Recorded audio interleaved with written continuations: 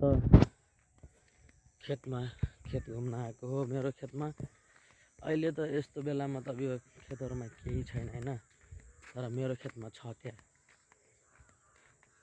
अहिले यस्तो कुनै खेतमा कतै केही छैन, तर मेरो खेतमा छ। मेरो खेतमा के छ भने कोदो रोपेको हो।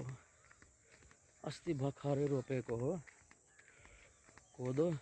त्यही हेर्न आएको, कुनै गाई भैँसीहरूले यताउताले चराइहाल्यो कि यताउता केही भयो कि परेन हेर्न आएको हो। खेत पुगिसके। मेरो खेत यही हो, हेर्न सक्नुहुन्छ।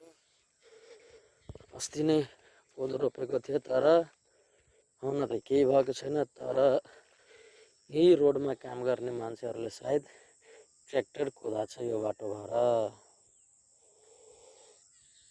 अरू त ठिकै छ, केही भएको छैन। एउटा यो मेरो खेत हो, यहाँले बिगारेको छ ट्र्याक्टर कुदाएर। अब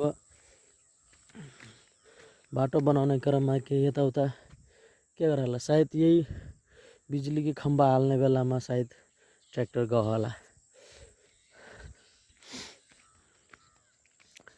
अनि यो भइहाल्यो मेरो कोदोको खेत। यही खेतमा हो, अस्ति नै रोपेको हो कोदो। अलि बढिसकेको छ, मर्न त मरेको त छैन हेर्दा। तर त्यो पहेँलो पहेँलो किन भइरहेछ भन्नु होला साथीहरू कमेन्टमा। त्यो किरा लागेर हो कि के भएर हो, यहाँ हेर्नु बिचबिचमा पहेँलो पहेँलो भएको छ। के भएको हो, त्यो किरा लागेर हो कि के भएर हो कमेन्टमा भन्नु होला। अनि यहाँबाट कोदोमा पनि, अनि अर्को यो पनि मेरो खेत हो। यो एउटा यो छ, अर्को यो भइहाल्यो।